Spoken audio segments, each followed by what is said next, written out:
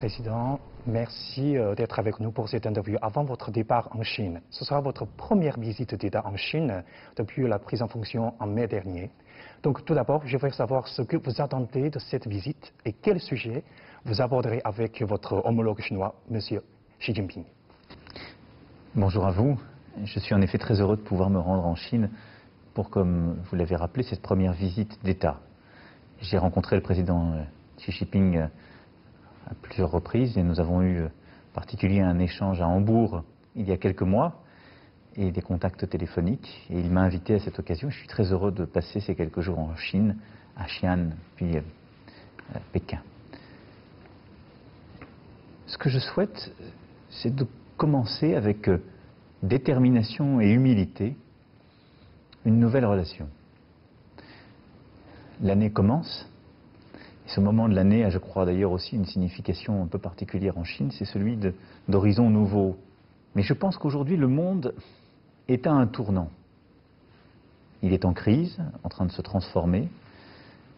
Ses institutions sont fragilisées, ses grands équilibres sont bouleversés.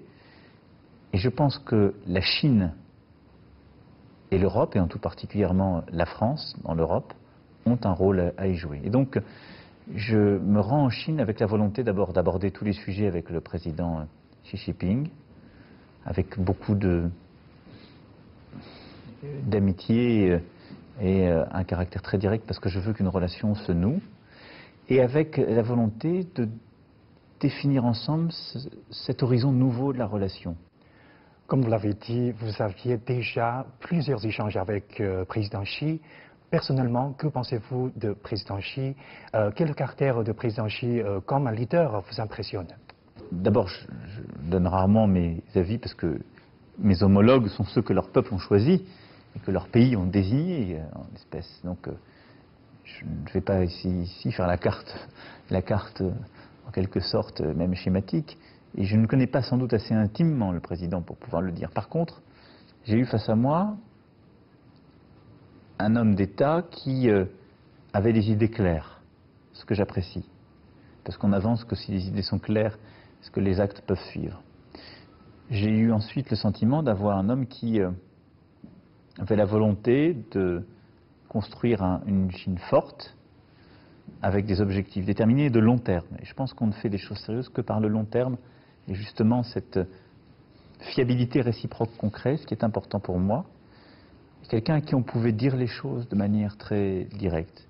Et j'ai eu la chance de pouvoir partager un dîner à Hambourg avec le président et son épouse. Et avec mon épouse, nous avons pu aussi apprécier la culture, l'éclectisme du couple présidentiel, et donc des goûts communs aussi, et une façon d'échanger. Donc pour toutes ces raisons, je suis confiant sur la relation qui va s'ouvrir. Nous allons avoir plusieurs temps d'échange ensemble. Un cercle plus resserré. Vous avez mentionné le 19e congrès national du Parti communiste chinois. Alors, durant ce congrès, le président Xi a réitéré la mise en place d'un nouveau type de relations internationales et la construction d'une communauté du destin pour l'humanité. Est-ce que ces deux concepts sont aussi partagés par vous? Oui, après il faut voir quel contenu on leur met et comment on les tresse et comment derrière on décline des actions. Ce qui est sûr, c'est que une des choses qui caractérise la France, comme la Chine, est un certain rapport à l'universel. La France, elle ne s'est jamais pensée dans son histoire, et surtout dans ces grandes périodes, comme simplement pour elle-même. Elle s'est toujours vue comme ayant un rapport à l'universel et donc au cours du monde. La Chine, son rapport à l'universel, s'est fait avec toujours une volonté d'accéder à un universel et de conjuguer toujours la relation entre le particulier et l'universel.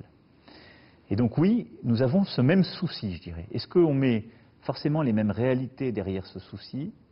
Pas toujours.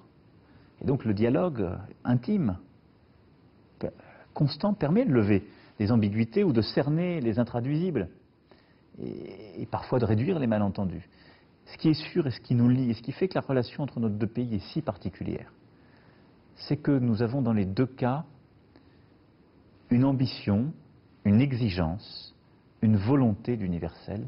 Et donc en effet, de ce qui advient au reste du monde et de l'harmonie que prend le reste du monde. Vous m'avez beaucoup entendu parler de multilatéralisme dans les enceintes à l'ONU ou en France ou en Europe, ce qui fait écho aussi à ce terme qu'a utilisé le président Xi Jinping au discours de Davos ou lors de son discours du 19e congrès.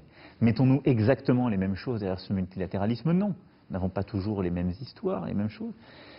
Je sais une chose, c'est que nous avons besoin ensemble de construire un nouveau cours du monde qui permette plus d'harmonie, dans lequel la Chine doit avoir toute sa place, ce qui n'a pas toujours été le cas. Merci, Monsieur le Président. Encore une fois pour cette occasion, et je vous souhaite une visite bien réussie.